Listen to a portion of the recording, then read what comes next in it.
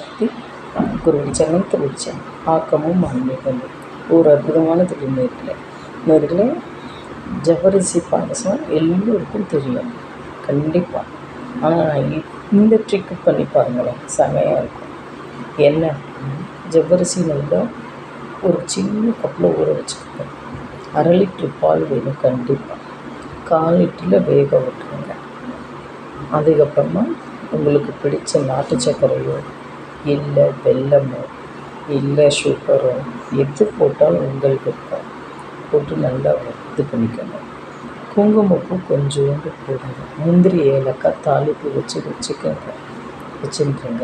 இந்த 1/4 லிட்டர் பால் எடுத்து வச்சுருக்கோம் பாருங்களேன், அதை கடைசியாக விட்டு பாருங்களேன், பிரமாதமாக இருக்கும், திக்காக இருக்கும். நீங்கள் மில்க் மைடு போய் தேட வேண்டாம், எதுவும் வேண்டாம். அதை விட கசகசா ஒரு ஸ்பூன் அரைச்சி போடுங்களேன், சூப்பராக இருக்கும்.